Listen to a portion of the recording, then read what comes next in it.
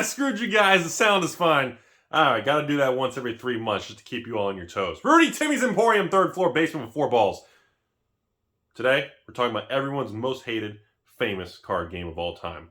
No, it's not Poking Your Mom. No, it's not As We Match Your Yu-Gi-Oh! As We Moon Your Horizon. Today, we're back to the flesh and blood, and people want me to update it. If you haven't heard by now, all over Professor at Tolarian Economy, we got the Channel Fireball people. They're announcing this huge pro tour, the calling, and all kinds of pro scene action in the world of flesh and blood. It's getting a lot of attention, and I've been getting a lot of messages and comments about, so Rudy, there's one in Orlando, Florida. You gonna be there? And of course, there's like a big Vegas event. I can't disclose or what the details are or what's going to be there or not there at this time, but yeah, I am aware of all that. It's getting quite a bit of attention. Prize pools are pretty big, and it's kind of ironic how life is unfolding, where Magic was backing away, or is backed away, or is completely backed away from all form of this big event type scene and prizes, and this other company's coming up and said, sure, hold my beer, we'll take it from you, no problem. Go eat your party pack in the corner, we'll take over. So that's kind of getting a lot of attention. I thought it was a good opportunity to go over some flesh and blood, interesting kind of information that I've been exposed to and I've been following, and talking with some distributors and talking with actual stores and people who are single sellers online. And it's very fascinating because it's going in a direction I didn't expect. Obviously, I've been talking about the last 60 days since the crypto sell-off was the tipping point. I believe collectibles and the market is entering a short-term bear market, which could last between 3 months and an entire year. I believe all collectibles across the board, you're seeing it with Pokemon, way off the highs, sports cards, way off the highs, and of course Flesh and Blood off the highs also. Not as much percentage-wise as like sports cards, but still well off the highs. Same thing with some of the reserve lists like Revised, and many sealed boxes, especially in the golden 90s era and the silver 00 era of Magic. So first, I want to comment on this. I don't know if it's on the news of this calling pro tour type thing, but for the first time ever, I am seeing more demand, and I've had 4 different single sellers online. 2 sell on TCG Player, one just says he has his own website, and one sells on eBay. And they've said that they are selling more unlimited edition Monarch and cheaper playable cards, and the demand for the investable high-end cold foils is the lowest they've ever seen.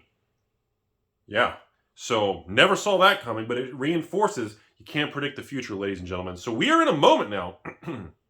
This could be a tipping point, a short term. I don't know what's going on, but think about this. So we are seeing a situation where more unlimited cards and playables and people building decks, and the players are buying more cards, and the investors have actually backed away, and prices are sinking for the actual cold foil cards, the sealed first edition product, from the alpha boxes to arcane to crew to mon. So you have this huge shift, which I don't think anybody saw anybody saw coming. Now, I don't know if it's just because everybody knew about this excitement and more, pro tour, professional, organized play direction. I don't know if it's just coincidental timing, coinkydink. But then again, if you look for patterns hard enough in anything, we'll always make up a pattern in our brains, right? So yeah, I've never seen, in the 2 years of Flesh and Blood that we've been doing this stuff and discussing the market, I've never seen a situation where the demand is all over unlimited boxes. Unlimited boxes have the higher volume of sales because they're dirt cheap. But the unlimited single card market is the hottest I've ever seen. Because it's cheap. People are buying play sets and cards and items and things they need for, $1 a card, $3 a card. Oh, high-end card, $5, So it's quite incredible to see like the evil investors and the 3% ladies and the scumbag basement people are like not spending, and the prices aren't going up. But you have all the regular cheap playable stuff to play the game. Oh, it's an actual game? Flesh and Blood's a game. It's not just investors selling to each other? Does anybody else know that? I didn't know that. So apparently that's where the market's headed. Interesting, isn't it? So I wanted to get that part out. Number 2 I wanted to talk about in this video, for those of you still interested in the Flesh and Blood world, is I wanted to comment on this Monarch First Edition, specifically Monarch right now. I think people fail to realize that. I I get a lot of questions on, Rudy, how big do you think the print run is? Do you think that they clearly did too much Monarch first edition? I mean, look what's happening to the box prices. They're gone down. Box prices are like $350. Okay? Most people around release were buying boxes. They peaked at $650. Most people were buying at $500 a box, and they're at $350. I don't consider that a failure.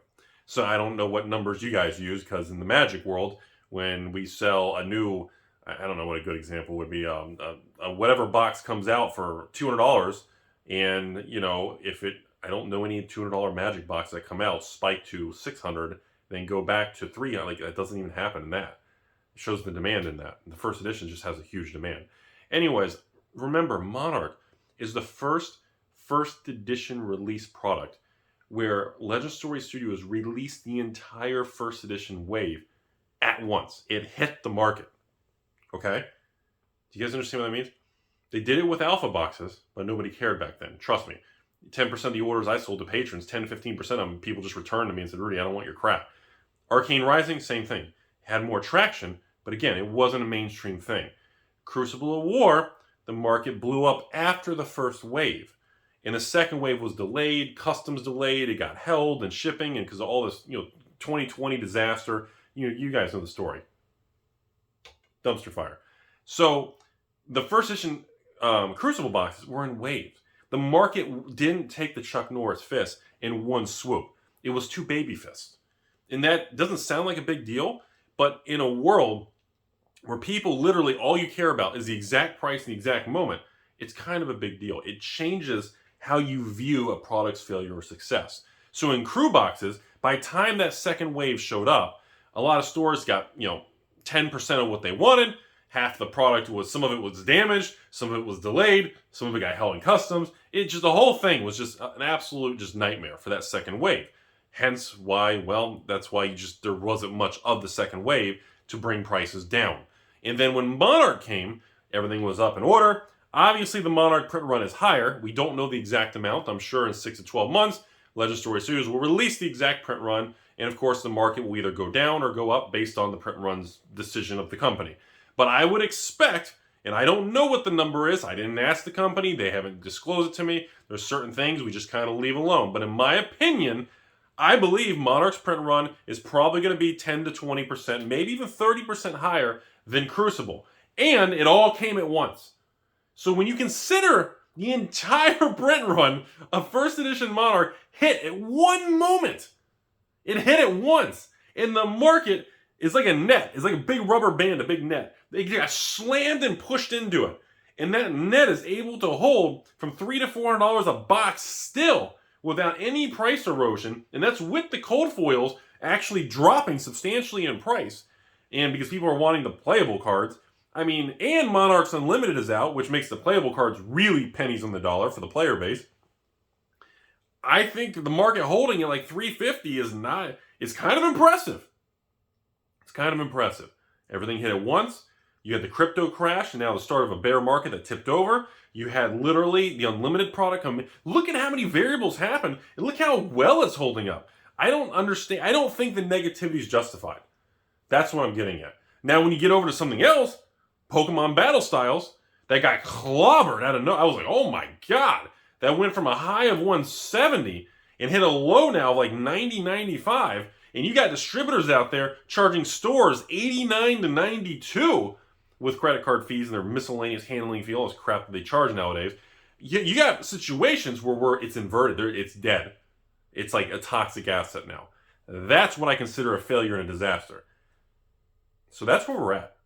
I want people to be aware of that stuff. So we need to go over these distinctive points, because these are things I've talked about with multiple people, and I just don't think, Flesh and Blood's a new game. Pokemon's been around forever. So for Pokemon to have a hard price drop, it's like, whoa, okay, but keep in mind how much Pokemon ran up, especially the older stuff. But all the Monarch hit at once. I can't emphasize that enough. There is no more. There's not, oh, surprise, we got an Amazon palette of Monarch. Not a first edition, okay? There's plenty of Unlimited, okay? And I'm sitting here thinking to myself, you got a weak market. You got people who've given up and just don't believe the Monarch boxes are going to go up anymore. Every store, I go on eBay. Go on TCG Play. Look at how many stores around the country are just unloading. You can see it too because they're like multiples of 4. You'll see a store have 4 boxes, which is a case. You'll see a store list 20 boxes, which is 5 cases. You'll see it. And you can tell these stores were waiting. And they're like, we'll see if it goes to 1,000 a box, like Rudy said. Oh, Rudy was wrong. It's going down. All right. Hey, Timmy, get lumber. All right, just put it all. What we're using, eBay? Dump it all. And you can see that to raise that capital to pay for Modern Horizons, the new D&D Magic set. I know there's another wild. There's supposed to be some really good Pokemon stuff coming later this year. And of course, in Flesh and Blood's got a big Kingdoms release. There's a Las Vegas event with Kingdoms release. There's all kinds of things coming. There's a lot of wild things coming. And then you factor in the growth of Force of Will, the growth of Weiss, the launch of MetaZoo is coming in July, which is unbelievable excitement going around that thing. It's unbelievable. And you put it all together, and I just don't think some of the negativity is justified because it wasn't a failure. It was a huge success. And people acting like Flesh and Blood is dead now or failing or, Magic's tanking, Pokemon's dead now. Do you see Battle Styles? Reserve list. You see Revives? People to call these things as failures or something because there's a price retracement. That'd be like every day, if you check the stock market, if a stock goes down, it's dead. It's going to 0. Like, what? Like, do you know the history of this stuff? Like, do people realize? Like, when I actually went to college and was the corporate finance major, like this stuff. Like, do people realize? Like, Apple stock was like $1 a share for like it was garbage stock from like the whole 80s and everything. Went up some in the 90s, tanked again. The whole story with Steve Jobs, and then the Y2K .com bubble. It went up and it tanked again. The history of this stuff is there's periods of 5-10 years where these companies and these stock things didn't go up. They were down. They were sideways. And collectibles are no different. It's a different basket. It's a different asset class. It's the same shit, folks. It doesn't matter if the price goes up every day or it's down every day or it's sideways every day. You have to zoom out and stand by your opinion or objective and let the market eventually realize if it's right or if the market's wrong. And the market will always eventually find its way to equilibrium. Sometimes it takes a long time. Sometimes news comes out and the company's like, excuse me, by the way, those Crucible War First Edition boxes that you all thought was XYZ quantity, yeah, it's actually half that. What? Whole market freaks out and just everything moves. And, that's what happens. That's how it works. The whole market, it turns out alpha rares were not printed at 1,100 cards per rare. Alpha rares are like 1,020. It's like, whoa, that's like almost 10% less than everybody expected. Yikes. Information comes out and market noise in the short term is very misleading. But the biggest takeaways of this video is right now, the boom in Flesh and Blood is in the cheap $1, $2 cards of players buying all kinds of cards to building decks like crazy. It's unbelievable, the volume. It's also the takeaway of this video is cold foils investors have a lot of cold feet. A lot are folding and doing the whole paper hand crap, blah, blah, blah, walking away. A lot of stores have given up. They're dumping all their first edition boxes. You're seeing a huge shift in the market right now. And it's fascinating because we've never seen this before in Flesh and Blood. And it's also fascinating because it's going to make great follow-up content in 3 months, 6 months, and a year from now. Because people, short-term people are Timmies. They don't see the big picture of life. They focus on things that are really irrelevant. Okay, that's why I call it market noise. Just because short-term little blips, it's like watching a stock chart all day. You see these little, it looks like that. What are you doing? Why are you doing that? Why are you getting stressed out if you're down 5%? Why are you getting overly excited like you won the lottery if you're up 20%? It doesn't matter. Because in 5-10 years from now, if, I'll say it before we end the video. It's like the people who are like, I used to get messages. Rudy, you said buy Bazaar Baghdad. When it was $600-700, dude, I ended up paying $1,000, man, for a Bazaar Baghdad. I was late to the party. I feel like I overpaid. I got buyer's remorse. 5 years later, Bazaar Baghdad's like $3,000 to $6,000. And now suddenly, do you really care if you paid $600, $800, $1,000, or $1,200? You realize that those small variances have absolutely no meaning. It's no different than anything.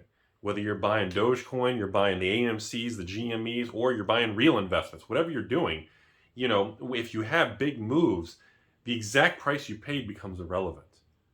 It's kind of a weird psychological thing, folks. So I thought it was important to discuss this because this whole Pro Tour calling thing with Flesh and Blood is, wow, it's a lot bigger than I thought it was going to unfold as. And the way it's being promoted in Channel Fireball and supposedly the people and the events that are coming, the details which are coming later, it's kind of wild. And, you know, and I can't believe the demand for non-investor cards in Flesh and Blood. The demand for the playable, the player-based products. What a shift, man. So, hope you guys learned something. I don't know. I guess have a good day.